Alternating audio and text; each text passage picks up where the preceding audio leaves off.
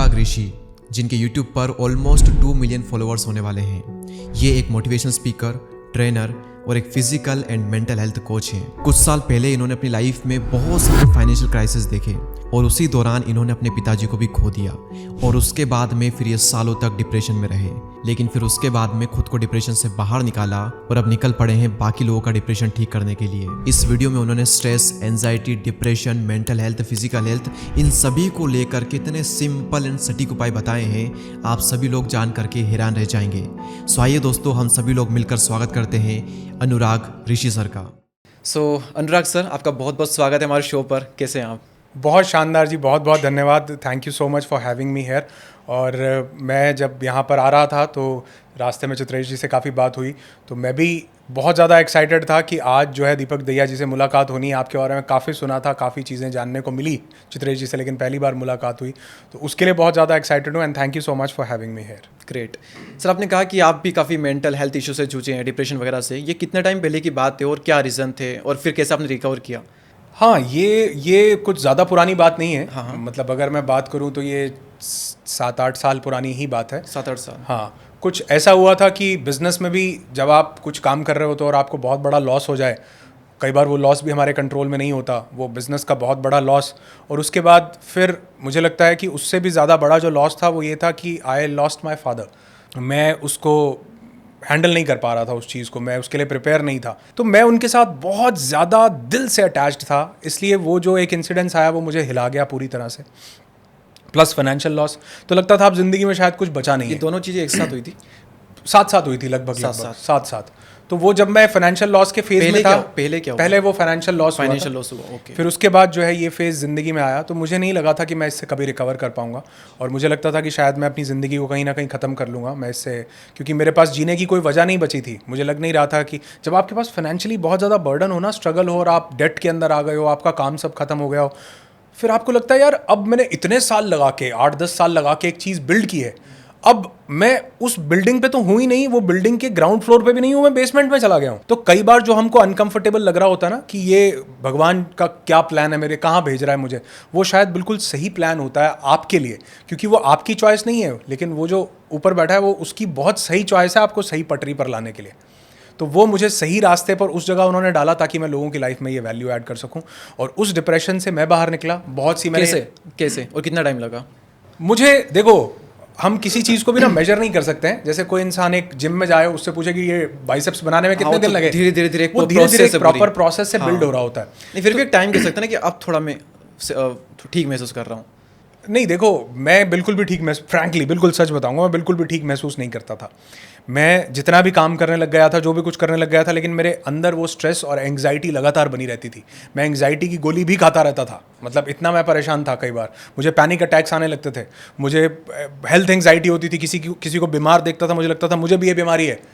जब मैं अपना काम कर रहा हूँ तब भी, जब मैं फाइनेंशियली सब कुछ प्रूडेंट हो चुका हूँ तब भी ये सब चीज़ें मुझे लग रही थी। लेकिन उस टाइम पर मुझे सिर्फ और सिर्फ एक ऐसा मेरे सामने एक बुक आया, और मैं इसका कई बार एक एग्जाम्पल भी देता हूँ कि लुइस है, उन्होंने काफ़ी बुक्स लिखी, उनकी बुक है you can heal your life, you can heal your body. उसमें उन्होंने ये बाकायदा बताया है कि अगर एक इंसान एक ही तरह का इमोशन बार बार लेता रहे तो उसकी बॉडी में वो कैसा इंपैक्ट क्रिएट करता है, पॉजिटिव नेगेटिव दोनों में। तो उन्होंने वो जो नेगेटिव इंपैक्ट्स हैं उनके पॉजिटिव एफर्मेशंस भी बताए कि आप किस तरह से ये अपने इंपैक्ट को चेंज कर सकते हो। तो मैंने देखा यार मुझे ये तरह तरह की डिजीजेज हो रही हैं। बीपी, मेरा डॉक्टर मुझे बोलता था यार ये तो मतलब 180 बीपी तो इस एज में होना ही नहीं चाहिए, तो क्या तुम्हारे साथ क्या हो रहा है, क्या चक्कर है। मैं जाता था दवाई, मैं कहता मेरा हार्ट बीट, पल्पिटेशन। डॉक्टर कहता था नहीं सब ठीक है, स्ट्रेस है क्या? नहीं स्ट्रेस बता, अब मैं कैसे बताऊँ कि मुझे स्ट्रेस है? कैसे आधी ज़्यादा दुनिया तो एक्सेप्ट नहीं करती कि स्ट्रेस है। मैंने कहा हाँ हो सकता है, हाँ। वो कहता था ठीक है, एंटी डिप्रेसेंट ये खाते रहो, सोते रहो, ये खाते रहो। तो मैंने देखा यार मैं उससे ठीक नहीं हो रहा हूँ। बस टेम्परेरी बेसिस पर खत्म हो रहा है। सप्रेशन है, मैं गोली खा रहा हूँ, मैं सो जा रहा हूँ, मेरा माइंड स्लो डाउन हो जा रहा है, लेकिन वो रिकवर नहीं कर रहा कि मैं एक दिन उठूँ, जागूँ, स्वामी विवेकानंद की तरह जागो और अपने लक्ष्य की तरफ जो, ऐसा नहीं हो रहा। क्यों नहीं हो रहा?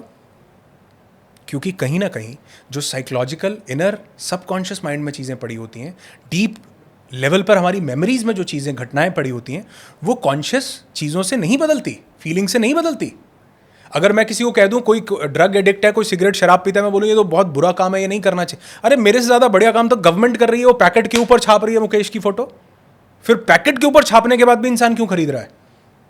क्योंकि वो कॉन्शियस को समझ आ रहा है, सबकॉन्शियस को नहीं समझ आ रहा। मेरे सबकॉन्शियस को समझ नहीं आ रहा था। और सबकॉन्शियस को समझाने का ये तरीका नहीं है कि आप किसी को बोल दो अरे भैया गलत काम है मत करो। बहुत से लोग मिलते थे जो कहते हैं अरे यार क्या करना, क्या फ़ायदा स्ट्रेस लेके। सुन लेता ठीक है, लेकिन एक्चुअल में मेरी ज़िंदगी में बदलाव आया उन कुछ किताबों से।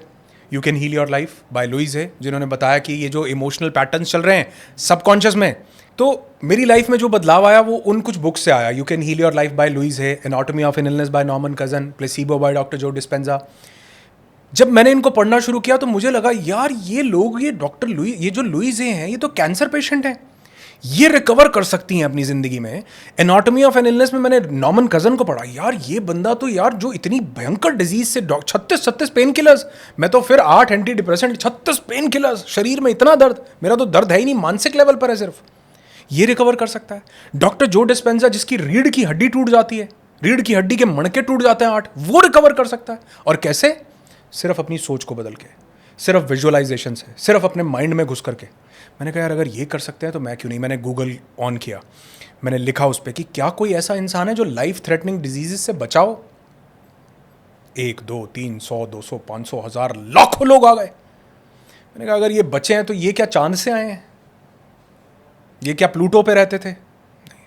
नहीं, ये भी हमारे जैसे हैं। अगर इन्होंने किया है तो वो क्या मैनुअल है? तो मेरी सारी तलाश उस मैनुअल की तरफ शुरू हुई। जब वो तलाश मैनुअल की तरफ शुरू हुई और मैं वहां आगे बढ़ा तो तब मुझे पता चला कि यार हमारे पास जो भी कुछ बदलने का रास्ता है वो सिर्फ और सिर्फ सबकॉन्शियस माइंड को बदल के हासिल किया जा सकता है। अपने अंदर जो पेनफुल मेमोरीज पड़ी हैं उनको बदलना पड़ेगा, अपने अंदर जो पास्ट के इमोशंस पड़े हैं उनको बदलना पड़ेगा, जो अनवर्दीनेस की फीलिंग्स पड़ी हैं इनको बदलना पड़ेगा, जो किसी ने मेरे साथ गलत किया, धोखा दिया और मैं उसको माफ नहीं कर पा रहा हूं, वो फॉरगिवनेस लानी पड़ेगी। यानी मैं किसी दूसरे को नहीं बदलूंगा, मुझे सिर्फ अपने अंदर यहाँ जो परसेप्शन पड़ा हुआ है चीज़ों का उसको बदलना पड़ेगा, जिसको मैंने न्यूरो लिंग्विस्टिक प्रोग्रामिंग के थ्रू सीखा और उसके बाद उन बुक्स के माध्यम से। और अगर मैं आपको सही बताऊं, अब आपका सवाल का जवाब मैं देना चाहूँगा कि ये डिप्रेशन कितने दिन में गया, तो मुझे ऐसे लगता है कि वो जो 4 5 साल 6 साल की जो चीज़ थी, जो शायद 2% 5% भी कम नहीं होती थी किसी के मोटिवेट कर देने से, गोली खा लेने से, कुछ भी कर लेने से, वो सिर्फ 3 हफ्ते के अंदर मैं ऐसे लेवल पर था कि मैंने अपनी दवाई बंद कर दी थी। और 1 महीने के अंदर मैं ऐसे मुकाम पे था कि मैं मतलब ऐसा रॉक स्ट्रॉन्ग हो गया था, रॉक्स, क्योंकि मैंने अपने माइंड को चेंज करना सीख लिया, मैंने समझ लिया कि क्या चीज़ है। और जब मैं इनको सबको पढ़ता हूँ ना, डॉक्टर जो डिस्पेंजा को, लुइस हे को, एनाटॉमी ऑफ एन इलनेस में नॉर्मन कजन को, जोसेफ मर्फी को, तो इनके पीछे ना मुझे कहीं ना कहीं लगता था कि यार ये साइंसेस तो हमारे इंडिया की हैं। फिर मैंने धीरे धीरे स्वर विज्ञान को स्टडी करना शुरू किया, मैंने सप्तचक्र को स्टडी करना शुरू किया, मैंने उसके बाद बहुत से योगियों को पढ़ना शुरू किया। फिर मुझे पता चला अरे यार डॉक्टर जो डिस्पेंजा जिसको सुनते थे वो महर्षि महेश योगी थे, लुइस है जिनको मानती थी वो स्वामी रामा थे। फिर मुझे पता चला कि ये सब लोग, ये जितने भी एनाटॉमी ऑफ एन इलनेस में जिन नॉर्मन कजन की बात की गई, ये नॉर्मन कजन स्वामी योगानंदा परमहंसा जी को पढ़ते थे। तो मुझे लगा यार ये तो चीज़ें सब हमारे पास ही हैं। वो बाहर से जब घूम के आती है ना तो हमें बहुत अच्छा लगता है। मतलब अगर योगा मैट पर कोई फॉरेन करती हुई दिखती है तो हमारा भी मन करता है कि यार योगा, लेकिन ये नहीं पता ये महर्षि पतंजलि हमें हज़ारों साल पहले ज्ञान दे करके गए। तो जब कोई चीज़ फैंसी बन के आती है ना, अभी 3-4, बल्कि आप मजाक मानोगे, अभी 3-4 दिन पहले हमारा कोई इवेंट था और उसमें हमारे एक पार्टिसिपेंट आए, वो कुछ चैलेंज बता रहे थे। तो मैंने उनको बोला, मैंने कहा आपको कार्डियक कोहेरेंस ब्रीदिंग करनी है इसके लिए, और आपको अल्टरनेट नेजल ब्रीदिंग करनी है, जिससे कि आपकी ये प्रॉब्लम बिल्कुल ठीक हो जाएगी 100% सिर्फ 1 महीने में। बोले वाह सर ये तो कमाल की चीज़ आपने बता दी, क्या क्या दोबारा बताओ। मैंने कहा कार्डियक कोहेरेंस ब्रीदिंग और अल्टरनेट नेजल ब्रीदिंग। बोले अच्छा सर मैं लिख लेता हूँ। मैंने कहा नहीं, इसका आसान नाम लिख लो, अनुलोम विलोम। अनुलोम विलोम। वो अच्छा अनुलोम विलोम करना है। मैंने कहा यही हो गया ना काम खराब। जब ये चीजें भी प्लेसिबो की तरह काम कर रही हैं, बड़ा फैंसी नाम बताया, बड़ी बढ़िया दवाई, कौन से लाल पत्ते की दवाई, इतनी मोटी गोली, ये तो मैं ठीक हो ही जाऊं, प्लेसिबो है। कहीं ना कहीं ये सब एक्चुअल में, अनुलोम विलोम इतनी बड़ी ताकत थी। अभी मैं रिसेंटली काम कर रहा था स्वामी रामा की बुक के ऊपर जिसका नाम था द साइंस ऑफ ब्रेथ। इतनी गहरी साइंसेस वो हमको बता करके गए कि सिर्फ श्वास को बदल लेने से, सांस को बदलने से, अरे आप जिसको डिप्रेशन, स्ट्रेस, टेंशन, एंग्जाइटी बोल रहे हो वो तो यूं जाता है सर। लोग बदलने को तैयार नहीं है। कौन चेंज करवाए? उसके लिए एक इंसान की ज़रूरत होती है जो आपके साथ बैठ करके ये चीज़ें इंप्लीमेंट करवाए। तो मुझे इसलिए लगा कि जो अभी हम बात कर रहे थे ना कि आप यहाँ पर ज़्यादा बढ़िया क्यों कर पाए और वहाँ पर क्यों नहीं कर पाए, क्योंकि वो जब मैं मोटिवेट करता था तो मैं किसी का गला पकड़ के ये बोल नहीं सकता था। अब जो है, जब इंसान मेरे पास, मेरे इवेंट में मेरे पास बैठता है ना, तो मैं उसके अंदर आत्मा तक को झकझोर देता हूँ, क्योंकि मुझे पता है ये करके मेरी ज़िंदगी कहाँ तक बदली है, तो भैया ये करना पड़ेगा। और मैं 5 दिन के अंदर लोगों का वो इम्प्लीमेंट करवा के वहाँ से उठता हूँ। ज़िंदगी में वो चीज़ें जो हम नहीं करते कभी भी, वो करवा के वहाँ से उठता हूँ। तो इसलिए भी मुझे एक सेंस ऑफ सेटिस्फैक्शन आता है। तो डिप्रेशन, स्ट्रेस, एंग्जाइटी, टेंशन, मैंने अपनी गोली बंद नहीं की, दवाई बंद नहीं की। मैं नहीं कहता मैंने डॉक्टर्स के पास जाना छोड़ दिया। मैंने उसके साथ साथ वो चीज़ें इंप्लीमेंट करनी शुरू की जो एक्चुअल में मेरी ज़िंदगी को बदल सकती थी, और उन्होंने बदला भी। और आज ये बदला हुआ रूप आपके सामने बैठा हुआ है। और आज न सिर्फ मैंने अपनी ज़िंदगी में वो बदला, कई बीमारियाँ होने लगी थी, लम्प्स बम्प्स होने लगे थे, बीपी 180, जो कि डॉक्टर मुझे, अरे यार ये तो 60 की उम्र में होना चाहिए, ये तुमको अब 30 की उम्र। आज मैं उस डॉक्टर के पास वापस जाके बोलता हूँ, मैंने कहा ये 60 की उम्र में भी नहीं होना चाहिए, क्यों बिलीव दे रहे हो? मेरे पास पार्टिसिपेंट आते हैं, सर डायबिटीज़ हो गया। मैं कहा उम्र सर 65 में तो हो ही जाता होगा ना। किसने कहा है? क्यों हो जाता है? ये आपके ऊपर है कि आप बुढ़ापे में भी जवानी जैसा जीवन जी सकते हो, और कई लोग जो नहीं जीना चाहते वो जवानी में भी बुढ़ापे जैसा जीवन जी रहे हैं, सिर्फ एक बिलीफ कि हो ही जाता होगा। नहीं होता। ऊपर वाले ने आपको पूरी होम्योस्टेसिस के साथ पैदा किया है, एक ऐसी स्टेट जिसमें आपकी बॉडी अब खुद को रिकवर करना जानती है, खुद को रिपेयर करना जानती है। उस चीज़ को जब लोगों को रियलाइज़ करवाया जाए, और उसमें सिर्फ एक रियलाइजेशन की दूरी है। जब श्री कृष्ण अर्जुन से बात करते हैं ना, श्री कृष्ण अर्जुन को बोलते हैं, अर्जुन तुम भी परमात्मा हो, मैं भी परमात्मा हूँ। फर्क सिर्फ इतना है कि मैंने जान लिया है कि मैं परमात्मा हूं, और तुमने अब तक जाना नहीं है कि तुम परमात्मा हो। मैं अपने पार्टिसिपेंट्स को ये तो नहीं बोलता हूं क्योंकि मैं श्री कृष्ण नहीं हूं, मैं सिर्फ इतनी बात बोलता हूं कि मैंने जान लिया है कि कैसे इस चीज़ से बाहर निकला जा सकता है। फ़र्क सिर्फ इतना है, तुमने जाना नहीं, सिर्फ इतना फ़र्क है। बाकी जो मेरे पास है वो सब कैपेबिलिटीज़ तुम्हारे पास भी हैं। इसलिए आज न सिर्फ मैं उस डिप्रेशन से निकला, बल्कि लाखों लोगों की ज़िंदगी से मैं कोशिश कर रहा हूँ कि कहीं ना कहीं उस स्ट्रेस को, डिप्रेशन को निकाला जाए। मतलब उन लोगों को सिर्फ एक श्री कृष्ण चाहिए जो अर्जुन को उनकी ताकत बता सके एक्चुअली। और मुझे लगता है कि हमारी ज़िंदगी में शायद एक इसी चीज़ की ही ज़रूरत होती है, सिर्फ हेल्थ के पॉइंट ऑफ व्यू से नहीं, किसी भी पॉइंट ऑफ व्यू से। और आपकी बात से एक चीज़ याद आई कि वो जो श्री कृष्ण है वो अर्जुन को ताकत बता ना सकें बल्कि दिखा सकें, क्योंकि अर्जुन को भी पूरी ताकत बताने के बाद श्री कृष्ण सब श्लोकों में, अर्जुन इनफैक्ट उसको तो ये बता रहे हैं कि तू शरीर भी नहीं है, तू तो आत्मा है। दूसरे श्लोक के 23वें खंड में 23वें भाग में श्री कृष्ण बोल रहे हैं कि नयनम छिदंती शस्त्राणि नयनम दहति पावक न शोष्यति न चैनम क्लेदंत्यापो न शोष्यति मारुता, कि तेरे को कोई जला नहीं सकता, अस्त्र काट नहीं सकता, अग्नि जला, हवा उड़ा नहीं सकती, तो वो आत्मा है। वो समझ नहीं रहा। फिर लास्ट में श्री कृष्ण को उसको विराट रूप दिखाना पड़ता। अब समझ। मैं अपने लोगों को ये विजुअलाइजेशन, मुझे लगता है वो श्री कृष्ण ने विजुअलाइजेशन करवाया अर्जुन को कि विजुअलाइज कर, देख। और मैं श्री कृष्ण नहीं हूँ, और मैं तो उनका 1% भी नहीं हो सकता, लेकिन हाँ मुझे वो मार्ग पता चला कि मैं भी आज अपने लोगों को वो विजुअलाइजेशन करवाता हूँ, वो दिखाता हूँ कि आप अपनी असली ताकत को पहचानो, पार्थ, कि तुम कौन हो और तुम्हारे अंदर क्या छुपा हुआ है। और जब लोग उसको जानते हैं तो लोग वाकई में आज न सिर्फ लोग खुद ठीक हो रहे हैं, बल्कि वो और ज़्यादा सैकड़ों हज़ारों लोगों को आगे से ठीक कर रहे हैं, उनकी ज़िंदगी में बदलाव ला रहे हैं। सर बहुत थोड़ी लंबी और काफ़ी बढ़िया जर्नी आपने बताई डिप्रेशन के रिगार्डिंग। इसको थोड़ा और अगर हम सिंप्लीफाई करें, और आपने जो बीच में चीज़ें बताई लेकिन एग्जैक्टली क्लियर नहीं हुआ कि आपको जो डिप्रेशन था, आपने बताया कि जो 4-5 सालों से बना हुआ था, 3 से 4 हफ्तों में वो ठीक हो गया। तो उसमें क्या चीज़ थी? आपने एक तो बताया सबकॉन्शियस माइंड, एक अनुलोम विलोम आपने बताया, और तो इनमें से क्या अगर 2-3 चीज़ें बहुत ही सिंप्लीफाई करके हम लोग बता सके जो आज से प्रैक्टिस कर पाए वो, और वो भी अपना 3 से 4 हफ्ते 1-2 महीने में अगर डिप्रेशन, एंजाइटी, स्ट्रेस ये खत्म कर पाए, तो उसके लिए क्या एडवाइस हम देंगे, थोड़ा सिंप्लीफाई करके डायरेक्टली? बहुत अच्छा सवाल है आपका। सबसे पहली चीज़ तो जो मैंने अपनी ज़िंदगी में उतारी स्ट्रेस को ख़त्म करने के लिए, वो थी डीप ब्रीदिंग। डीप ब्रीथिंग 100% काम करती है। डीप ब्रीदिंग आपके पैरासिम्पैथेटिक नर्वस सिस्टम को एक्टिवेट कर देती है, जिसको साइंस आज पैरासिम्पैथेटिक नर्वस सिस्टम बोल रहा है। वो बेसिकली अपान वायु का हमारा केंद्र है, वो केंद्र जहाँ पर स्ट्रेस के कॉर्टिजोल और जो एड्रेनलिन है हार्मोन्स वो रिलीज होते हैं, उनको शांत करने का काम करती है आपकी डीप ब्रीदिंग, जब आप गहरी सांस लेते हैं। इसका डायरेक्ट कनेक्शन ज़्यादा ऑक्सीजन लेने से डीप ब्रीथिंग में? नहीं, ज़्यादा ऑक्सीजन भी है। ऑक्सीजनेट, जब आप ज़्यादा ऑक्सीजन लेते हैं तो आपको हाइपर ऑक्सीजनेटिव एनवायरनमेंट तो मिलता ही है, लेकिन डीप ब्रीदिंग का एक्चुअल में मतलब है कि आपकी सांस जब गहरी जाती है ना, तो आपकी बॉडी के तल पर आपके शरीर को अलग अलग 5 वायु गवर्न कर रही हैं। प्राण, उदान, अपान, व्यान और समान अलग अलग वायु गवर्न कर रही हैं। जब तक आप ऊपर से सांस ले रहे हो, आपकी ऊपर से का मतलब जब आपकी ब्रीदिंग बड़ी शैलो है, छोटी है, तो आप कभी भी अपने अपान वायु के केंद्र को, जो आपको रिलैक्सेशन, पीस, हैप्पीनेस के मोड में लेकर के जा सकता है, आप उसको स्टिमुलेट नहीं कर रहे हो। वो आपकी लोअर बॉडी के, आपकी नाभि से नीचे, और आपके जब आप बैठते हो, आपकी नाभि से नीचे का जो पोर्शन है वो अपान वायु के केंद्र में आता है, जिसमें पीस है, जिसमें रिलैक्सेशन है, जिसमें आपका रूट चक्रा ग्राउंडेड है, जिसमें आपका मणिपुर चक्रा ग्राउंडेड है, जो आपकी ऊर्जा को ऊपर की तरफ बढ़ाते हैं। तो जब वो ऊर्जा आपके अपान केंद्र से ऊपर उठती है तभी वो प्राण को स्टिमुलेट करती है, अदरवाइज वो प्राण को स्टिमुलेट नहीं करेगी। प्राण वायु हमारे ऊपर के क्षेत्र में है।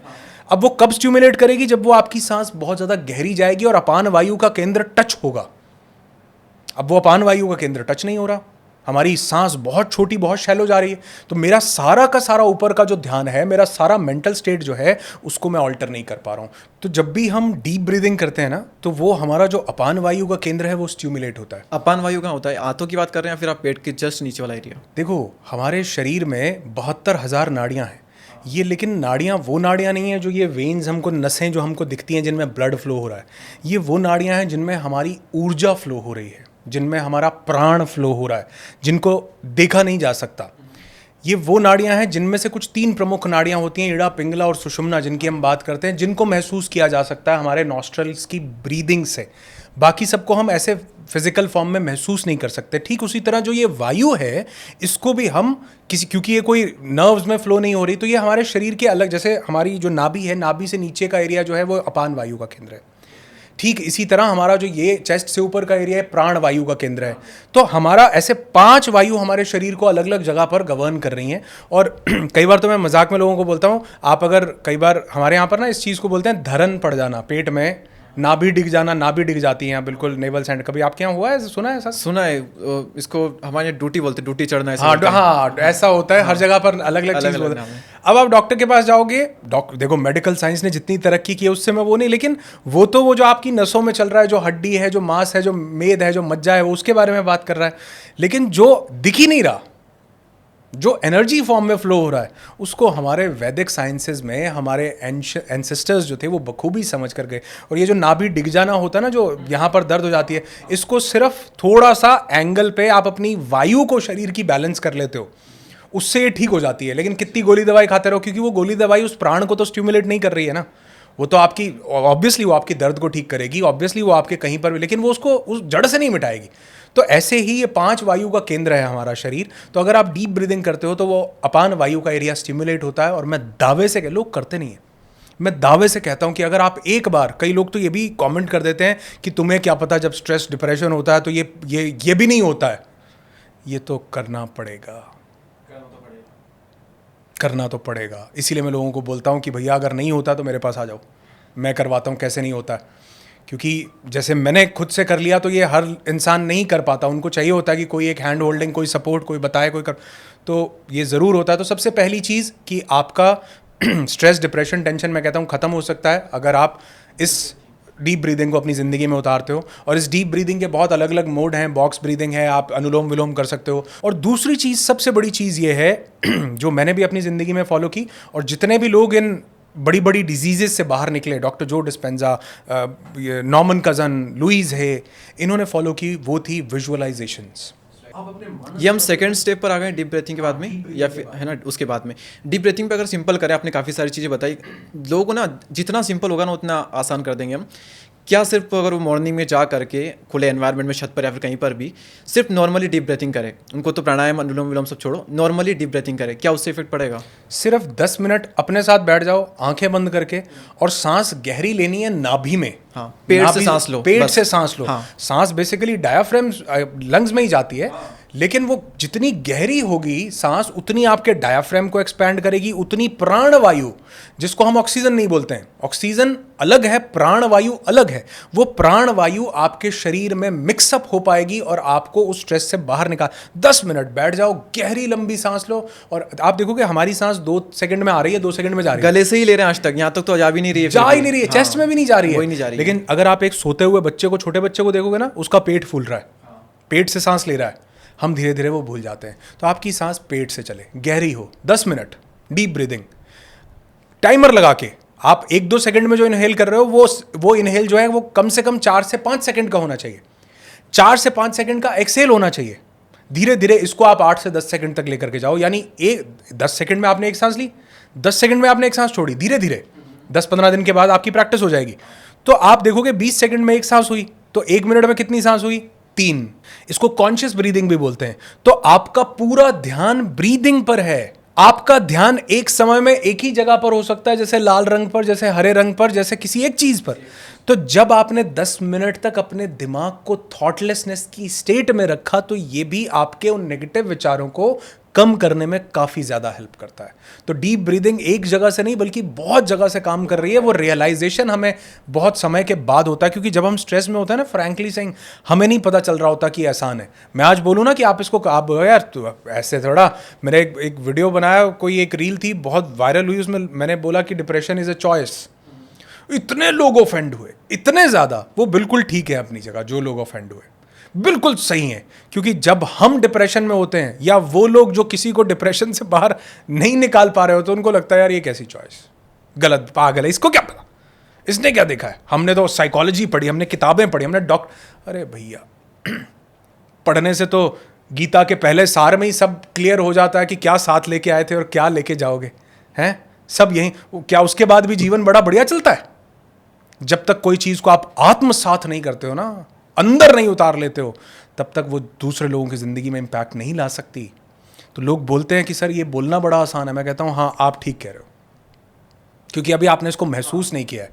आप जिस स्टेज पर, जिस जगह पर हो, उस जगह पर लग सकता है कि यार ये कोई ऐसे थोड़ा हो जाता है, इतना डिप्रेशन है, उठने का ही दिल नहीं करता, डीप ब्रीदिंग कौन करवाए? मेरे पास आ जाओ, ढूंढो, सर्च करो अनुराग ऋषि, चैनल ढूंढो, मेरे पास आ जाओ, मैं करवाता हूँ डीप ब्रीदिंग कैसे नहीं होती है। तो कहने का मतलब क्या है? सिंपल सी एक चीज़ कि डीप ब्रीदिंग एक नहीं, आपके 10 लेवल्स पर। तो खाली बैठ जाओ, आराम से रिलैक्स, गहरी सांस लो, गहरी सांस छोड़ो, दिन में 10 मिनट की प्रैक्टिस। और जब आप ये करने लगोगे ना, इसमें धीरे धीरे आपको रस आए, मज़ा आने लगेगा, क्योंकि एक तो आपका स्ट्रेस खत्म होगा, दूसरा आपको नए नए आइडियाज़ आएंगे, आप अच्छी चीज़ों के साथ अलाइन करना शुरू करोगे। क्योंकि जब आप डीप ब्रीदिंग करते हो तो ये सिर्फ आपके स्ट्रेस को खत्म नहीं कर रहा, बल्कि माइंड को काम कर रहा है, शांत कर रहा है। और अच्छे आइडियाज एक शांत दिमाग का ही नतीजा है। खराब आइडियाज, उद्दंड भरे आइडियाज एक राक्षसी दिमाग का ही नतीजा है। जैसे वैसे ही अच्छे आइडियाज एक शांत दिमाग का ही नतीजा है, और ये आपके माइंड को रिलैक्स कर देती है। एक स्टेप हमारा कंप्लीट हुआ, डीप ब्रीथिंग। सेकंड स्टेप मैंने आपको बीच में रोक दिया था, वो क्या था? सेकंड स्टेप हमारा है विजुअलाइजेशन। ओके। जैसे मैंने अभी आप थोड़ी देर पहले आपको बताया कि श्री कृष्ण अर्जुन को सारा ज्ञान दे रहे हैं, सारे अध्याय उन्होंने बता दिए, फिर भी अर्जुन कह रहा है कि माधव मुझसे गांडीव नहीं उठेगा। फिर माधव कह रहे हैं चलो अब तुमको विजुअलाइजेशन करवाते हैं, अब तुमको दिखाते हैं असली विराट रूप, तुम्हारे अंदर तुमको पता चले। ठीक वैसे ही जब अंदर अपने इंसान, क्योंकि ये विराट रूप हर इंसान के अंदर है, जब श्री कृष्ण बोल रहे हैं स्वयं कि तुम भी परमात्मा हो अर्जुन, सिर्फ तुमने जाना नहीं है, तो आपका जो ट्रू पोटेंशियल है, जिसको मैं विराट रूप बोल रहा हूँ, एक्चुअल में वो इंसान का एक ट्रू पोटेंशियल है, वो हर इंसान के अंदर मौजूद है। उससे उसका आत्मसात करवाना, उससे उसका साक्षात्कार करवाना उसके जीवन को बदल देता है। तो जब मैं अपने पार्टिसिपेंट्स को जो हमारे पास आते हैं, जब मैं उनको विजुअलाइजेशंस करवाता हूँ, क्योंकि your mind doesn't know the difference between imagination and reality. आपके दिमाग को नहीं पता क्या रियल है और क्या इमेजिनरी है। उसके लिए जो आप यहां सोच रहे हो वो भी रियल है, क्योंकि असल में जिस चीज से आप डर रहे हो, स्ट्रेसफुल हो रहे हो, डिप्रेशन में जा रहे हो, वो क्या बाहर हो रही है? वो यहां तो हो रहा है सब कुछ। तो यहां होने से आप उसको असली मानते हो। आप यकीन मानना, आप भी जिंदगी में कभी किसी चीज से डरे होगे, मैं भी, हर कोई इंसान डरता है। जब आप डरे होगे तो आपने देखा होगा कि एक्चुअल में जितना वो यहां डरा रही थी, असली जिंदगी में वो उतनी डरावनी होती नहीं है, एक्चुअल में होती नहीं है। हम उसको यहां रूमिनेट करके बढ़ा लेते हैं। ठीक वैसे ही जब हम कुछ अच्छा भी यहां अपने यहां बढ़ा, क्योंकि ये हमारे हाथ में है ना सर, ये कंट्रोल तो असली जिंदगी में क्या होगा मेरे कंट्रोल में थोड़ा है। मेरे मानस पटल पर क्या चले गए तो मेरे कंट्रोल में है, मेरी अपनी चॉइस है कि मैं यहां पर क्या चलाऊंगा।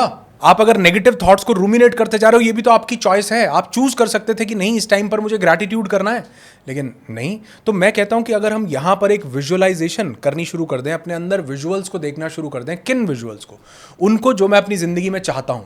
मैं लॉस में हूं, मैं चाहता हूं बहुत प्रॉफिट में हूं। मैं सेहत खराब है, मैं चाहता हूं एक अच्छी सेहत पे जाऊं। मैं अपनी जिंदगी में किसी ब्रेकअप में हूं, मैं चाहता हूं एक अच्छे रिलेशनशिप में जाऊं। तो जो आप चाहते हो उसको यहां पर जीना शुरू कर दो कि वो आपने पा लिया है। आपका पूरा निज़ाम, आपका पूरा ब्रेन, आपकी पूरी संरचना, आपका हर एक शरीर, आपकी पूरी बॉडी उसके अकॉर्डिंगली आपको रिस्पॉन्स देना शुरू करती है। और जैसे मैंने बोला, माइंड इमेजिनेशन और रियलिटी में फ़र्क नहीं करता। तो अगर आपने यहाँ जीना शुरू किया तो आपके दिमाग को तो यही लगता है ये रियल में हो रहा है, और जब वो रियल में हो रहा है तो रियल में अच्छी फीलिंग आपको मिल गई। अगर यहाँ हैप्पीनेस रियल में आ रही है तो इसका मतलब हैप्पीनेस के केमिकल्स रिलीज हो गए, dopamine, oxytocin, serotonin, endorphins, norepinephrine, anandamide सब रिलीज हो गए। तो अगर वो रिलीज हो गए तो समझो आपने आधा काम तो कर दिया। आपकी जो स्ट्रेस के कारण बीमारी हो रही है, स्ट्रेस के कारण दिक्कत हो रही है, वो क्यों हो रही है?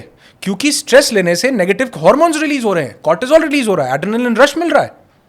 स्ट्रेस लेने से fight and flight mode activate हो रखा है। हैप्पीनेस लेने से उसका उल्टा भी तो हो सकता है। तो अगर यहां पर चीज़ों को बदला जाए तो रियलिटी में ज़िंदगी में चीज़ें बदलने लगती हैं। क्योंकि दिन के आधे घंटे में अगर आपने मेरे साथ वो बैठ के बदला तो 23 घंटे और 30 मिनट वो जो है बाकी समय में उसका इम्पैक्ट आपको अपनी ज़िंदगी में दिखता है। तो डीप ब्रीदिंग के बाद दूसरा प्रोसेस है कि विजुअलाइजेशन आपको जरूर। सर यहाँ पर मैं आपको रोकूंगा। यहाँ पर एक प्रॉब्लम आती है कि हम सोचते तो हैं, लेकिन सोचते सोचते हम अपने आप को ये संदेश देते हैं कि नहीं, ये तो मैं झूठ सोच रहा हूँ। तो यह मानना ज़रूरी है सोचने के साथ। ये पॉइंट भी एक है ना यहाँ पर। बहुत बहुत वैलिड पॉइंट है। सोचने से नहीं, वो मानना पड़ेगा एक्चुअल में आपको कि आप ये एक्चुअल में कर रहे हो। इसीलिए फील करना पड़ेगा अंदर से। सो ट्रू दीपक, सो ट्रू। इसीलिए मैं लोगों को बोलता हूँ कि भाई अगर आप खुद से विजुअलाइजेशन करोगे तो खुद से करने में तो आपका कॉन्शियस पूरा इन्वॉल्व है। आप तो पूरी उसी चैटरिंग में हो जिसको मुझे शांत करना है। इसीलिए जब हमारे इवेंट्स में लोग आते हैं और मैं उनको विजुअलाइजेशन देता हूं, मैं कमांड्स देता हूं, मैं हिप्नोटिक कमांड देता हूं, मैं उनको बोलता हूं कि अब आपको इस तरह से फील कर रहा है, आपके पूरे शरीर को, आपकी पूरी बॉडी को अब ये वाला माहौल मिल रहा है, आप ऐसे वादियों में, आप यहां पर हो, ये फील करो। और वो उनके जो इमोशंस होते हैं उनके साथ अटैच करना पड़ता है कि अब आप देखो, आप अपने पेरेंट्स को देखो, आप अपनी फैमिली को देखो, बच्चे को, आप ये सब। तो वो उसका माइंड धीरे धीरे वहां पर पहले थोड़ा सा उसको गेम प्ले करना पड़ता है दिमाग को सेटल डाउन करने के लिए। फिर उसके बाद जब मैं उसको विजुअलाइजेशन करवाता हूं तो एक्चुअल में उसका कॉन्शियस नहीं है, वो सिर्फ सुन रहा है, वो सिर्फ फोकस मेरी बात पर दे रहा है। तो यहां पर मैं उसको ये नहीं बोल रहा हूं कि इसको करने के बाद तेरी जिंदगी बदल जाएगी। मैं कह रहा हूं कुछ नहीं होगा, सिर्फ ये आधा घंटा मेरे साथ जी लो। मैं ये नहीं कह रहा हूं मान लो, बस जी लो, सिर्फ ये आधा घंटा मेरे साथ जियो जैसा मैं तुमको जीना चाहता हूं कि तुम जियो। जब वो आधा घंटा जीते ना, उनको खुद ही लगता है यार ये तो बढ़िया था, ये तो बहुत अच्छा था, इसको तो दोबारा करना चाहिए। जैसे हम नशा वर्ड बोलते हैं ना, गलत नेगेटिव वर्ड है, एक ऐसे ही ये एक पॉजिटिव आपके अंदर एक किस्म का एडिक्शन आपको देता है, पॉजिटिव। लेकिन कि मुझे, जैसे आपने किसी का कभी भला किया हो, आपको करके बड़ा सुकून और शांति मिली हो, किसी बच्चे के चेहरे पे मुस्कुराहट आ गई हो, आपको लगा होगा यार और 4 लोगों का भला करता हूँ, तो ये भी तो एक किस्म का पॉजिटिव आपके अंदर चेंज आया ना। आप इस चीज़ को लेकर के प्रेरित हुए कि मुझे सब लोगों के, ऐसे ही जब वो विजुअलाइजेशन करते हैं ना, अंदर बदलाव आते हैं, उनको लगता है यार ये तो मैं बड़ा खुश था पिछले आधे घंटे, क्या डिप्रेशन है, क्या स्ट्रेस है, क्या हाँ गर्लफ्रेंड छोड़ गई, सब भूल गया, ये तो मैं तो वो कहता है सर एक बार और, क्या मैं डेली कर सकता हूँ? और अगर डेली करूंगा तो एक्चुअल में मैं ऐसा बन जाऊंगा। और वो धीरे धीरे ऐसा बन जाते हैं, क्योंकि मैं ऐसा बना, क्योंकि डॉक्टर जो डिस्पेंजा वैसे बने, क्योंकि जो महर्षि महेश योगी जी की टीचिंग्स थी, जो स्वामी योगानंदा जी की टीचिंग्स थी, इससे अगर इतने दूर, हजारों किलोमीटर दूर बैठे लोग फायदा उठा रहे हैं, तो हमारे तो ये साथ में ही बैठे थे, इनका हम क्यों नहीं फायदा उठा सकते हैं? जो चीज़ें हमको देकर गए हम क्यों ना अप्लाई करें? तो विजुअलाइजेशन ज़रूर कीजिए। मैं आपको कोई बिलीफ नहीं दे रहा हूँ कि ऐसा करने से कुछ बदल जाएगा, नहीं, मैं तो कह रहा हूँ सिर्फ वो आधा घंटा ही बदलेगा। आधा ही बदल लो, क्या पता वो आधा घंटा बाकी की पूरी ज़िंदगी को बदलने के लिए काफ़ी हो। क्या बेस्ट टाइम हो सकता है, मॉर्निंग में या फिर इवनिंग में? देखिए, आधा घंटा बता रहे हैं, सबसे बेस्ट टाइम है कि जो भी समय मिले, जो भी समय मिले। लेकिन जिस वक्त इंसान थोड़ा ज़्यादा एक्टिव हो अंदर से, लेकिन वो बेटर टाइम है ना।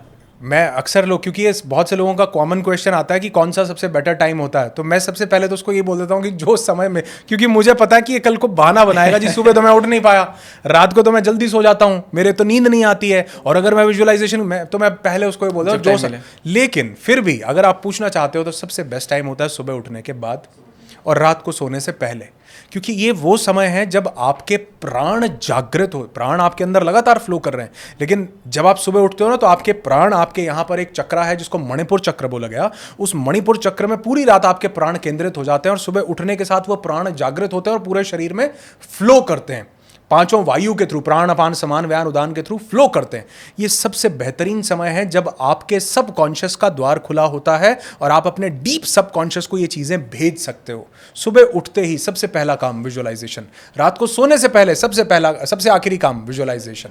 सर, मॉर्निंग में कई लोग कहते हैं कि आपको जो सबकॉन्शियस माइंड उठने के बाद में वो एक्टिव होता है, कितने टाइम तक वो सबसे ज्यादा एक्टिव होता है? एक्टिव नहीं होता, बेसिकली उसका द्वार खुला होता है। हाँ, तो कितने टाइम के लिए द्वार खुला होता है? ये डिपेंड करता है, एक्चुअल में तो वो 3-4 सेकंड की एक थीटा स्टेट होती है, लेकिन वो 3-4 सेकंड की स्टेट कब आपको मिल जाए ये आपको नहीं पता है। वो बड़ी थोड़ी स्टेट होती है, बहुत थोड़ी, जैसे हम कई बार आपने दिन में सुना होगा ना, बहुत से लोग बोलते हैं कि यार इस टाइम पर ये बात बोली थी, शायद सरस्वती मुंह पे विराजमान थी। सुना है कई बार आपने? सुना है ये, शायद मैंने बोला ये हो गया, शायद उस टाइम सरस्वती जुबान पे, सरस्वती नहीं बैठी थी उस समय, आपका सुषुम्ना का स्वर चल रहा था। आपकी इड़ा, आपका पिंगला और आपकी सुषुम्ना, इन दोनों के मध्य में जब चलती है, उस अपान वायु से प्राण वायु की तरफ एक्चुअल में उठती है, जब आप डीप ब्रीदिंग कर रहे होते हो, तो वो सही समय होता है कि आपका वो सब कॉन्शियस माइंड स्पंदित होता है उस समय। तो आपको नहीं पता वो कौन सा समय होगा, इसलिए जो भी समय है उठने के बाद वो सारा कर लो, आधा घंटा लगा लो उसमें, वो 3-4 सेकंड तो आ जाए। कौन सा मोमेंट आपकी बहुत ज्यादा हेल्प कर जाए आपको भी नहीं पता, लेकिन हाँ वो टाइम बेस्ट है। सोने से पहले कौन सा समय ऐसा है जिस टाइम आप वो ट्रांस में जा चुके होगे, आपको भी नहीं पता।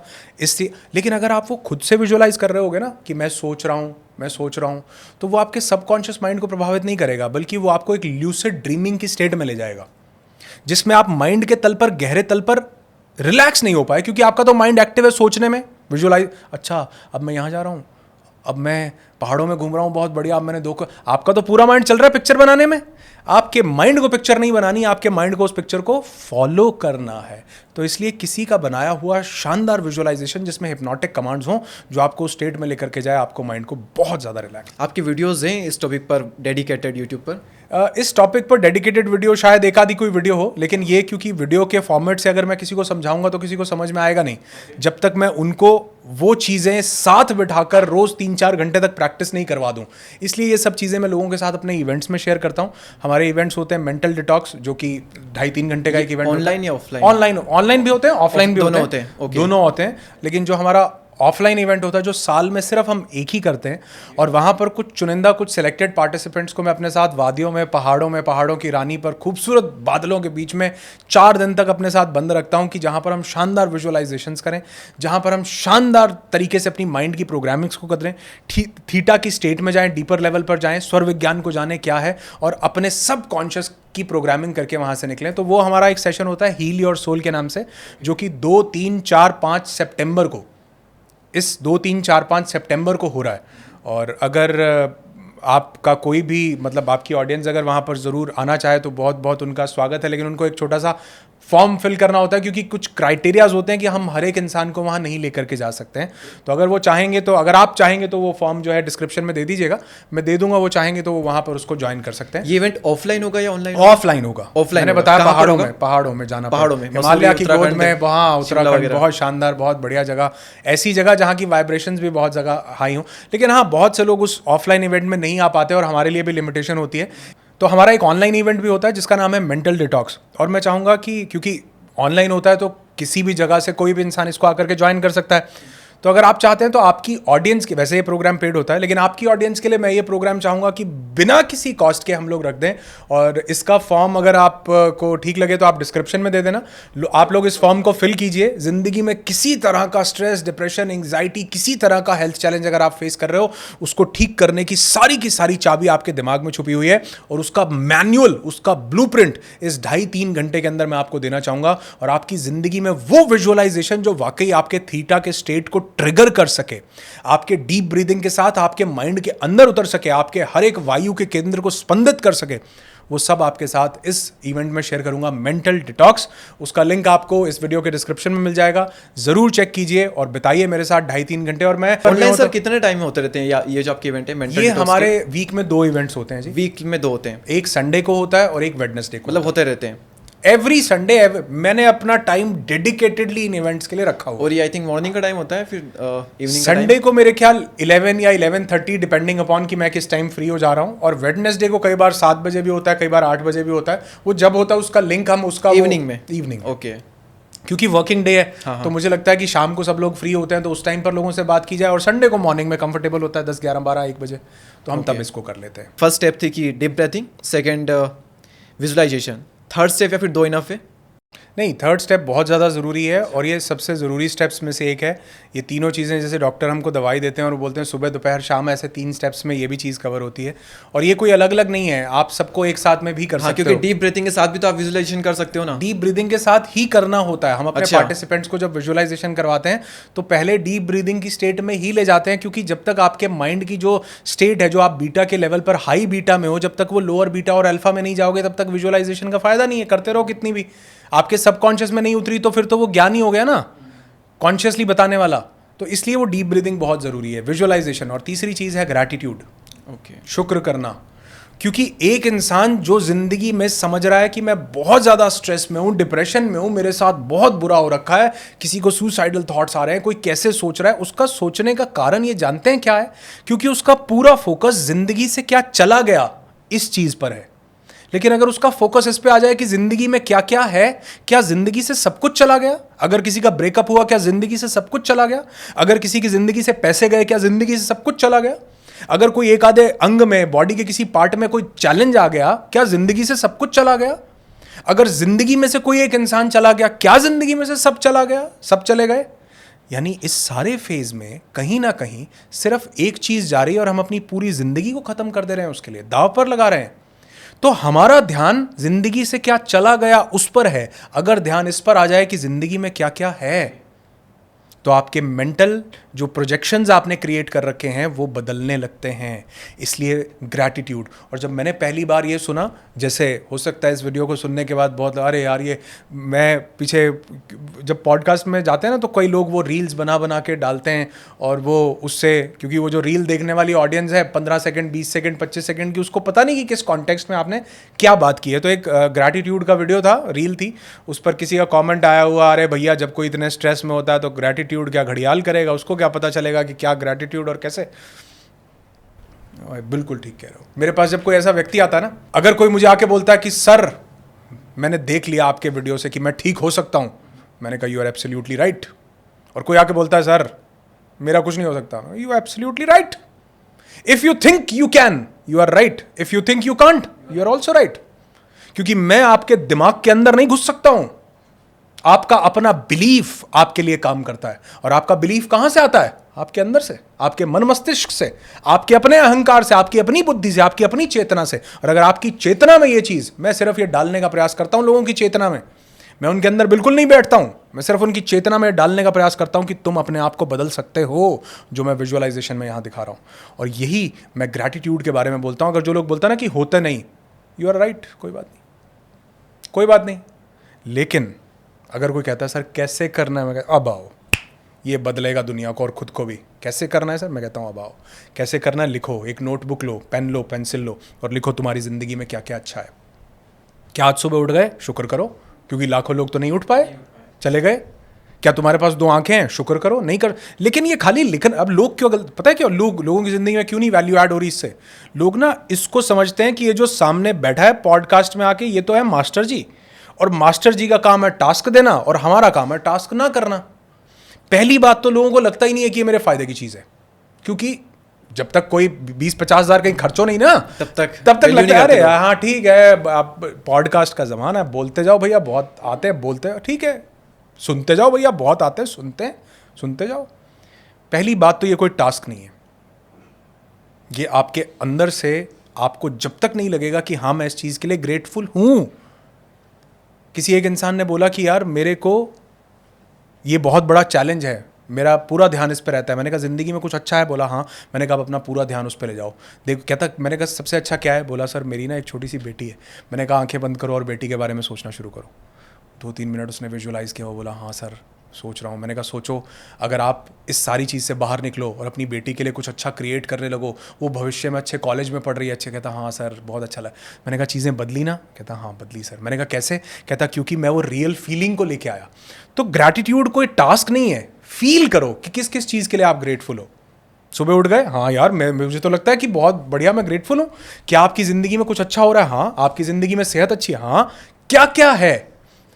एसी क्या, हाँ बढ़िया, ठंडक सिर के ऊपर, मस्त मज़ा। मैं इसके लिए भी ग्रेटफुल हो सकता हूँ, लिख सकता हूँ कि वाह शांत। तो आपके अंदर से गूज बम्स, आपके रोंगटे खड़े हो जाने चाहिए जब आप याद करो कि क्या बढ़िया है मेरी ज़िंदगी में।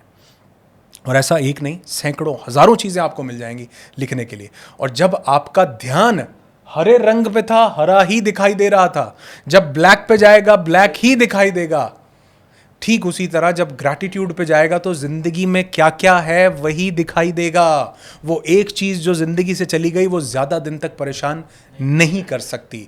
इसलिए गहरी लंबी सांस लो, थोड़ा सा विजुअलाइज करो और उस विजुअलाइजेशन में थोड़ा सा शुक्र अदा करो, धन्यवाद दो, कृतज्ञता की भावना से भर जाओ उस ऊपर वाले के लिए कि वाह दीपक भाई, हम तुम दो बंदर भी तो हो सकते थे, पेड़ की किसी डाली पे बैठे होते और सोच रहे होते कि शाम कहाँ बिताएंगे, लेकिन क्या शानदार, ये शुक्र नहीं कर सकते क्या इसका? तो इसके लिए क्या कोई बहाना चाहिए? नहीं। तो अगर आप ढूंढने लगोगे तो हज़ारों चीज़ें मिल जाएंगी शुक्र करने के लिए और आपके रोंगटे खड़े कर देंगी। तो इसीलिए मैं कहता हूँ गहरी सांस लो, विजुअलाइज करो, ग्रैटिट्यूड करो, आपकी ज़िंदगी की हर प्रॉब्लम का समाधान ये 3 चीज़ें। तो ये थी वो 3 चीज़ें, सिंपल सी स्टेप है, कोई पैसे नहीं लग रहे इसे करने में, करके देखिए मज़ा आ जाएगा आपको। सर इतने कॉन्फिडेंस के साथ में कह रहे हैं, 4 से 5 साल पुराना अपना डिप्रेशन इन्होंने ठीक किया है, तो आप क्यों नहीं कर सकते? हम एलोपैथिक दवाई लेते हैं तो उसका नुकसान होता है, इसको नुकसान कुछ है ही नहीं। आप करके देखिए एक बार, बहुत आपको फायदे मिलेंगे। नहीं देखिए दीपक जी, यहाँ मैं 2 चीज़ें और ज़रूर बताना, sorry I am interrupting in between. पहली बात तो जो एलोपैथी दवाई हम लेते हैं ना वो भी हमारे लिए बहुत ज़रूरी होती है। आजकल लोग इसको भी कंडेम करने लग गए हैं कि एलोपैथी दवाई नहीं लो, क्योंकि उस टाइम पर जब मैं डिप्रेशन के फेज में डॉक्टर के पास गया, अगर उस टाइम पर वो मुझे एंटी डिप्रेसेंट न देता तो शायद मैं कोई गलत स्टेप उठा लेता। मेरा दिमाग इतना एजिटेशन के मोड में गया हुआ था। मैं किसी पार्टिसिपेंट को नहीं बोलता हूं कि भैया अपनी दवाई नहीं, बिल्कुल गलत है, बिल्कुल गलत। आप उस दवाई के साथ साथ आप वो साथ में चीजें शुरू करो ना जो आपको वो खुद अलाउ करें कि अब आपको दवाई नहीं लेनी है। और आपका भी और डॉक्टर का भी एम तो यही है ना कि आप ठीक हो जाओ। तो ठीक किसी भी चीज से हो, लेकिन एकदम से किसी चीज को छोड़ देना भी आपके शरीर के लिए एक नेगेटिव इंपैक्ट। क्योंकि मुझे क्या पता कि जिस इंसान को मैं बोल दे रहा हूं कि दवाई नहीं लो, वो विजुअलाइजेशन कर भी रहा है या नहीं कर रहा, और वो अपनी जिंदगी में कुछ गलत कदम उठा ले। नहीं, जो आप एलोपैथी, जो ये भी बहुत बड़ी साइंस ने तरक्की की, तभी तो हमारे लिए सारी इतनी दवाइयां बनी हैं। तो एलोपैथी में जरूर जाइए, दवाई लीजिए, उसको धीरे धीरे तब त्यागिए जब आप अपने माइंड के ऊपर एक कंट्रोल, एक गवर्नेंस हासिल कर चुके हो। तब आप खुद आपके अंदर से आएगी आवाज। मेरे कहने पर, किसी और हेल्थ गुरु के कहने पर या किसी के कहने पर बिल्कुल दवाई मत छोड़ दो। आपके अंदर से जब आवाज आए कि हाँ मैं अपने आप को कॉन्कर कर चुका हूं, उसके बाद आपका खुद मन बोलेगा कि यार अब इसकी जरूरत। सर एक क्वेश्चन अभी मेरे माइंड में आ रहा है, नींद को लेकर के, स्लीप को लेकर के लोगों के अलग अलग परसेप्शन है। कुछ लोग कहते हैं कि जितना आप सोते हो, जितने की आप आदत लगा लेते हो अपने आप को, उतनी ही नींद आपके लिए ज़रूरी होती है। कई लोगों के लिए 9 घंटे की चाहिए, कुछ को 7 घंटे की, 8 घंटे की, कईयों को 6 घंटे की चाहिए। तो क्या ये सच है परसेप्शन पे ही, या फिर आपकी जो हैबिट है उस पे, या फिर जो एक फिक्स अमाउंट होता है स्लीप का और इस पे बहुत ज़्यादा नेगेटिव इम्पैक्ट हो सकता है लाइफ पे स्लीप का? देखिए दोनों चीज़ें बिल्कुल सही हैं, इनको दोनों एस्पेक्ट से समझते हैं। सबसे पहला तो अगर जितनी हमारी बॉडी को स्लीप की रिक्वायरमेंट है, अगर हम उतनी स्लीप नहीं लेते तो ये हमारे लिए नेगेटिव इम्पैक्ट देगा। लेकिन अगर हम अब हमारे प्राइम मिनिस्टर को देखें तो आई थिंक 4 या 5 घंटों की नींद ही लेते पिछले कई सालों से। हाँ, अगर आप, मैं पूरी करूँ इस बात को तो मैं इसको क्लियर कर पाऊंगा। हाँ, हमारी ज़िंदगी में जितनी हमारी बॉडी को स्लीप की रिक्वायरमेंट है, मैंने तो इसमें 9 घंटे, 12 घंटे या 2 घंटा बोला नहीं है। मैंने बोला जितनी हमारे शरीर को रिक्वायरमेंट है उतनी अगर हम एडिक्वेट अमाउंट में स्लीप ले रहे हैं तो वो हमारे को, क्योंकि स्लीप सिर्फ नींद नहीं है, बल्कि नींद पर उस टाइम पर हमारे ब्रेन में, हमारा यहाँ पे एक पिनियल ग्लैंड नाम का एक छोटा सा बॉडी पार्ट है, ग्रंथि है, ग्लैंड है, जो मेलाटोनिन नाम का केमिकल प्रोड्यूस करता है।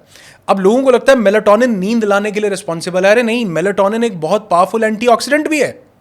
ये आपकी बॉडी के फ्री रेडिकल्स को फाइट करता है। ये कैंसर जैसी बीमारियों को होने से भी प्रिवेंट कर सकता है मेलाटोनिन। ये आपकी बॉडी को एक रिजुविनेट करने में हेल्प करता है, आपकी बॉडी के रिपेयर में काम करता है मेलाटोनिन। तो जो आपके यहां पर जो मेलाटोनिन रिलीज हो रहा है ये भी नींद में हो रहा है, आपकी बॉडी रिपेयर कर रही है ये भी नींद में हो रही है, आपकी बॉडी रेस्ट ले रही है ये भी नींद में हो रहा है, सब कुछ नींद में हो रहा है। अब ये किस बॉडी को कितना जरूरत है और किसकी नींद की इंटेंसिटी कितनी है। नींद के अलग अलग स्टेजेस हैं, एक रेम स्लीप है, एक लाइट स्लीप है, एक डीप स्लीप है। जो डीप स्लीप है आप उसमें कितनी देर जा पा रहे हो। एक इंसान है वो 10 घंटे सोता है, 10 घंटे में वो 5 मिनट के लिए भी डीप स्लीप में नहीं गया, वो 10 घंटे सोने के बाद भी फ्रेश नहीं है। वो उठते हुए वो कह रहा है यार थोड़ा सा आओ, मम्मी सोने दो, लाइट बंद करो यार, वो सुबह सुबह उठा। वो बोल रहे हैं 10 घंटे हो गए तुझे सोए हुए, नहीं और 1 घंटा। जो डीप स्लीप में गया है, जितनी उसके शरीर को, और आप यकीन मानो अगर हम ये डीप स्लीप के लिए आधे घंटा भी उस डीप स्लीप में चले जाते हैं ना, तो ये आधे घंटे की डीप स्लीप भी हमको बहुत ज़्यादा रिलैक्स कर देती है। हमको एक्चुअल में उस रेम स्लीप, लाइट स्लीप और डीप स्लीप के बीच के कॉम्बिनेशन को सही से पूरा करना होता है। अगर वो पूरा हो जाए तो हम 4 घंटे में भी अपनी नींद पूरी कर सकते हैं, और अगर वो पूरा नहीं हो रहा तो 10 घंटे की नींद भी कम है। तो कहने का मतलब ये है कि नींद का कितने घंटे के लिए वो नींद आ रही है इस बात से नहीं डिपेंड कर रहा, बल्कि क्वालिटी ऑफ स्लीप क्या थी।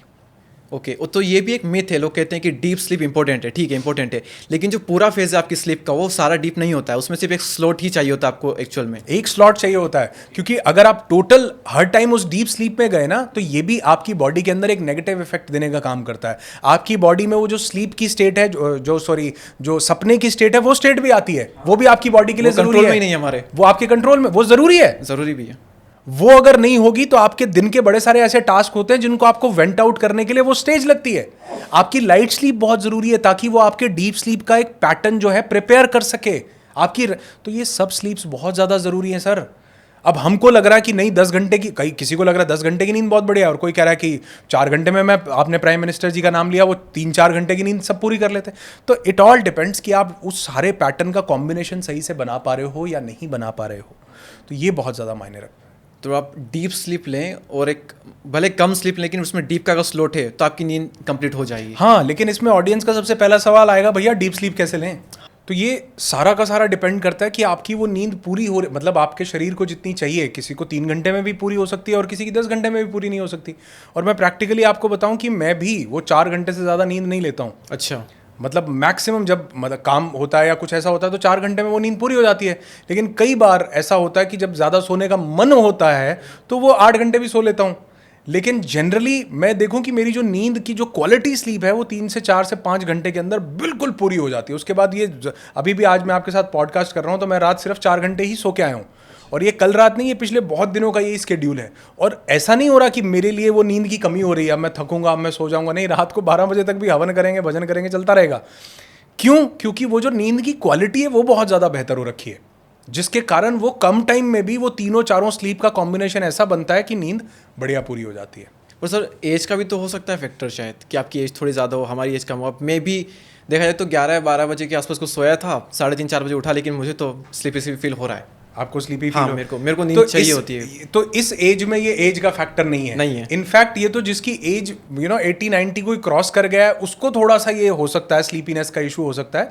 लेकिन जो इंसान यंग है, 40-50 तक तो बिल्कुल नहीं। जैसे अभी आपकी एज कितनी है? 21। तो हम में कितना एज का फर्क है यार? आपकी कितनी है? 3-4 साल का तो फर्क है। आपकी कितनी है? मैं 16, 5 साल का, 6 साल का फर्क हुआ। 16? हाँ। अच्छा, उसके बाद तो मैं रुक गया। अच्छा, मजाक कर रहा हूँ। कहने का मतलब ये है कि अगर आप अंदर से यंग फील करते हो ना, तो आप 80 की उम्र में भी 20 के रह सकते हो। तो मुझे लगता है आपकी भी जो 21 है, इसको 21 पे रोक दो। इसके बाद तो बस कागजों में एज बढ़नी चाहिए, अंदर शरीर और मानसिकता पर नहीं बढ़नी चाहिए।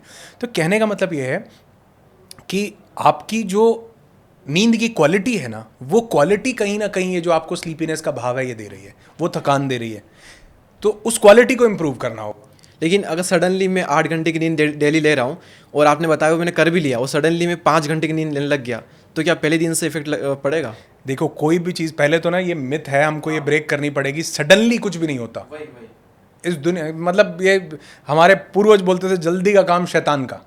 सडनली कुछ भी नहीं होता है, सब जो होता है वो ग्रेजुअली होता है चीज़ें, और सडनली जो होता है वो खतरनाक भी होता है। तो इसलिए ग्रेजुअली चीज़ें हों तो बहुत बढ़िया रहता है। आप जब भी किसी चीज़ को इम्प्रूव करना चाहते हैं, चाहे अपनी स्लीप क्वालिटी को, वो भी एक रात में नहीं होगी। एक रात में ऐसा नहीं होगा कि आप 8 घंटे नींद ले रहे थे, अब मैंने कुछ आपको मंत्र बताया, आपने फूका और अब आप 4 घंटे नींद, नहीं, ऐसा नहीं होगा। चीज़ों को साधना पड़ेगा, समय लगेगा उसके अंदर। तो चाहे मैं आपको योग निद्रा बताऊं, चाहे मेडिटेशंस बताऊं, चाहे मैं आपको और स्वर विज्ञान के तरीके बताऊं, उनको प्रैक्टिस करने में समय लगेगा, 1-2 रातों में नहीं हो जाएगा।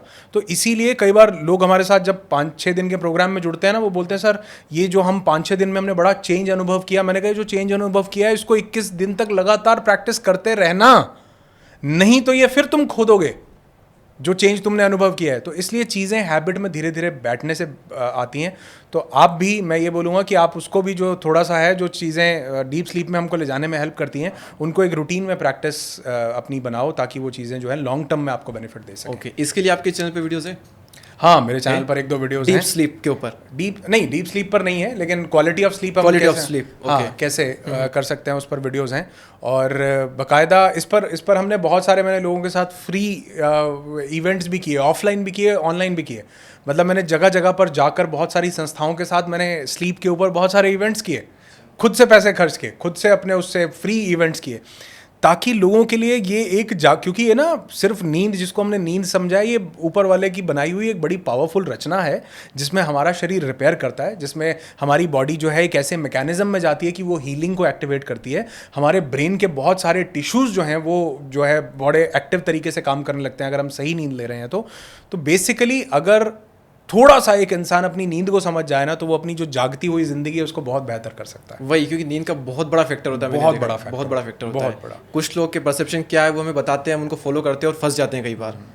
नहीं, वो उनका अपना एक पर्सनल, हाँ, जैसे हाँ। कोई अगर बोलता है कि आपके शरीर को 10 घंटे की नींद की जरूरत है, हाँ। ये भी उतना ही गलत है जितना कोई बोलता है कि आपके शरीर को 4 घंटे की नींद की जरूरत है। नहीं, आपकी बॉडी के हिसाब से आप कितना उस deep sleep, REM sleep, light sleep और उस स्लीप के ड्रीम स्लीप के फेज में जा पा रहे हो, उसके ऊपर डिपेंड करेगा। अगर आपकी क्वालिटी ऑफ स्लीप नहीं है तो 10 घंटे भी बहुत कम है, और अगर क्वालिटी ऑफ स्लीप है तो 4 घंटे भी बहुत ज़्यादा है। सर काफ़ी हमने चीज़ें कवर की है। अब एक चीज़ है जो मुझे बहुत कमेंट्स आते हैं लोगों के, बार बार मुझे कमेंट करते हैं इस पर वीडियो बनाइए। लगभग 4 साल से मैं कमेंट्स देख रहा हूँ और कहते हैं कि इस पर कोई वीडियो बना नहीं रहा है, आप बोल नहीं रहे हो, इस बारे में बात कीजिए। वो है राजीव दीक्षित जी, एक ग्रेट पर्सनैलिटी इंडिया की। उनके बारे में कुछ ना कुछ तो कहिए सर, क्योंकि आज लोगों को निराश नहीं कर सकते। हेल्थ की इतनी बातें हो रही है तो उनको कैसे बोल सकते हैं हम? देखिए, अगर आप मुझे ये कहने का, करने का मौका देंगे तो मैं सबसे पहले तो यही बात बोलूँगा कि छोटा मुंह और बड़ी बात, क्योंकि राजीव दीक्षित जी जैसी शख्सियत, ऐसी पर्सनालिटी हमारे हिंदुस्तान में होना ही हमारे लिए एक बहुत गौरवपूर्ण, एक गर्वपूर्ण बात है। और राजीव जी जैसा शख्स मुझे लगता है कि दशकों को, सदियों को और हज़ारों करोड़ों लोगों की ज़िंदगी को बदल सकता है। एक ऐसे शख्स हुए राजीव दीक्षित जी। और आज चाहे मैं बहुत सारी बातें कर रहा हूँ, बहुत सारे और आज मॉडर्न फेज़ में बहुत सारे लोग बात कर रहे हैं, तो उसमें आप कहीं ना कहीं देखोगे कि वो बातों का जो मूल केंद्र है वो, हाँ, हमने बहुत सारी और चीज़ें से जाना समझा, लेकिन मूल केंद्र 2 लोगों से बहुत निकल करके आता है दीपक। एक तो श्री राजीव दीक्षित जी से, और एक आचार्य रजनीश, जिनको हम ओशो के नाम से जानते हैं।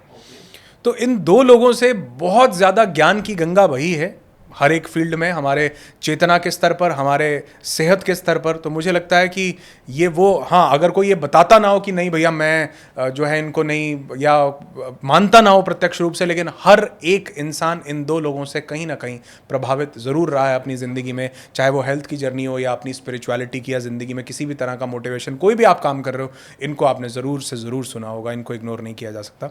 हाँ, राजीव दीक्षित जी एक ऐसे शख्स थे, मुझे कभी बहुत ज़्यादा खेद होता है कि मैं आज, अगर वो होते और मैं उनसे कहीं ना कहीं मिल पाता, बात कर पाता, कुछ उनका जो जो जो जो उनके अंदर की भावना थी उसको महसूस कर पाता, तो उनके अंदर की भावनाएं किसी क्रांतिकारी की भावनाओं से कम नहीं थी। जिस हिसाब से वो देश को बदलना चाहते थे, लोगों की सेहत को बदलना चाहते थे, वो किसी क्रांति से कम नहीं था। तो मुझे लगता है वो देश के लिए एक बहुत बड़ा एसेट थे। हमने एक बहुत बड़े एसेट को खोया, और कोटि कोटि प्रणाम करता हूँ, शत शत नमन करता हूँ राजीव दीक्षित जी को, कि वैसा इंसान दोबारा से हिंदुस्तान डिज़र्व करता है, होना चाहिए, जो निस्वार्थ भाव से लोगों की ज़िंदगी में आकर उनकी ज़िंदगी को बदल सके। और आपने बात की ओशो और राजीव दीक्षित जी, ये उस टाइम थे, इनकी सिर्फ ऑडियो और कुछ वीडियोस अवेलेबल है, वो इतने पॉपुलर है, वो आज की डेट में इतना इम्पैक्ट डाल रहे हैं। आप सोचिए कि अगर वो आज की डेट में होते तो सोशल मीडिया को उखाड़ के रख देते, इतने बड़े क्रिएटर, इतनी बड़ी पर्सनैलिटी बन जाते वो। बिना उसके भी हैं आज वो, लेकिन आज होते तो क्या होते, वो एक बड़ी चीज़ होती। और राजीव दीक्षित जी का एक घटना मैंने सुनी थी उनके डेथ के टाइम की, बाबा रामदेव जी ने बताई थी ये पूरी बात, कि उनको हार्ट अटैक वगैरह इस टाइप से कुछ आया था। तो बाबा रामदेव जी ने उनसे कहा था कि भाई राजीव दीक्षित हॉस्पिटल में चले जा और ये क्या जो सर्जरी वगैरह है ये करा ले, जो भी हो ऑपरेशन वगैरह करा ले। लेकिन उन्होंने मना कर दिया कि अगर मैं खुद ऑपरेशन करा रहा हूँ, एलोपैथी ले रहा हूँ, तो मैंने जो बातें की है उसका क्या मोल रह जाएगा। तो उन्होंने वो चीज़ नहीं की और नहीं, उन्होंने मृत्यु को चुना। मुझे ऐसा मुझे नहीं पता, हालांकि मैं इससे थोड़ा सा अनभिज्ञ हूँ, लेकिन मुझे ऐसा नहीं लगता कि उनको किसी तरह का कोई हार्ट अटैक आया होगा। इस पे भी काफ़ी है, मेरा भी थोड़ा डाउट तो है, लेकिन उन्होंने जो बात कही उसी में वो कह रहा हूँ कि उन्होंने उस चीज़ को मना कर दिया। हो सकता है वो क्योंकि वो उनको बड़े करीब से जानते थे या कुछ ऐसा था, लेकिन मुझे जब तक, जितना मैंने उनको जाना, सुना या खुद समझा, बहुत ज़्यादा आश्चर्य हुआ कि ये कैसे हो सकता है। मैंने जिसके इतने पहले तो मुझे पता नहीं चला, मैं हेल्थ से काफ़ी इशू से जूझ रहा था, यूट्यूब मैंने सर्च किए और फिर उनके वीडियो मैंने देखना स्टार्ट किए। मैं इतना प्रभावित हुआ, मैं एक के बाद एक वीडियो देखे जा रहा हूँ, बहुत वीडियो मैंने देख लिए। और सडनली मुझे पता चला 3 साल पहले ही मैं वीडियो देख रहा था उस टाइम, कि तो एक्चुअल में है ही नहीं आज की डेट में, इनकी तो डेथ हो चुकी है काफ़ी टाइम पहले, सारे पहले के वीडियो से। तो मुझे खुद बहुत बुरा लगा। फिर मैंने देखा डेथ कैसे हुई ऐसे इंसान की इतनी जल्दी, हार्ट अटैक। तो ये कैसे हो सकता है यार कि जो इंसान इतनी बीमारियों से लोगों को बचा रहा है, हमें इतनी अच्छी अच्छी शिक्षा दे रहा है, इतने टिप्स दे रहा है, उसको हार्ट अटैक कैसे आ सकता है इतनी कम एज में? तो मैं खुद बहुत ज़्यादा डाउट में था। नहीं आ सकता। अगर आप थोड़ा सा भी साइंटिफिकली चीज़ों को स्टडी करेंगे तो आप देखेंगे हार्ट अटैक आने के भी कुछ रीजंस होते हैं। या तो आपके अंदर किसी तरह का कोई ब्लॉकेज है, आपका कोलेस्ट्रॉल बढ़ा हुआ, आपका ट्राइग्लिसराइड बना हुआ है, आपका एचआरवी सही रेट पे काम नहीं कर रहा है, आपके हार्ट की जो मसल्स हैं वो बहुत ज़्यादा वीक हो चुकी हैं, या कार्डियोमायोपैथी, आपके मतलब आपकी कार्डियक किसी तरह की भी कोई दिक्कत आपको चल रही है। वो दिक्कत किसको होती है? वो दिक्कत कोई ऐसा थोड़ा है कि वो किसी को भी हो जा रही है। वो जिसका लाइफस्टाइल बहुत गड़बड़ है। कोलेस्ट्रॉल कैसे डिपॉजिट हो रहा है कि हम कोलेस्ट्रॉल हम वसा बहुत ज़्यादा ले रहे हैं, हमारा बहुत ज़्यादा सेडेंटरी लाइफस्टाइल है, हमारे जो खान पीन का स्टाइल है वो बहुत ज़्यादा गड़बड़ हो चुका है। हम वो सब चीज़ें हमारे दिल के लिए हम खुद ख़राब करते हैं। हार्ट डिजीज़ अपने आप से नहीं हो रही है, कभी भी किसी को भी नहीं हो रही है। बहुत रेयरली किसी को ऐसा होता है कि उसके हार्ट के जो मसल्स हैं, वो जो आर्टरीज़ हैं, वो बहुत ज़्यादा वीक हो जाए, या अदरवाइज ऐसा नहीं होता है। और वो राजीव दीक्षित जी के केस में बिल्कुल भी नहीं था। करेक्ट। और वो अगर ऐसा कुछ से कोई रीजन नहीं लग रहा था, क्या रीजन हो सकता है? उनका खाना पीना बिल्कुल वैसा नहीं था, उनकी दिनचर्या वैसी नहीं थी, उनका जो भी, अगर कभी आप देखो कि अगर किसी को हार्ट का कोई चैलेंज होता है तो उसको बहुत सारे सिम्टम्स पहले से दिखने शुरू हो जाते हैं।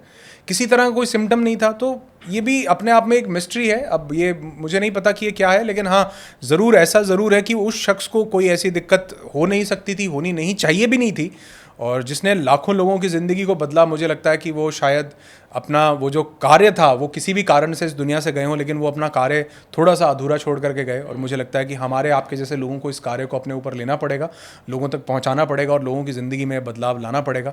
और शायद यही एक छोटी सी प्रेरणा का भी स्रोत था मेरे लिए कि मैं यूट्यूब पर हेल्थ की बात करूँ, लोगों को जागरूक करूँ, लोगों की ज़िंदगी में बदलाव लाऊँ।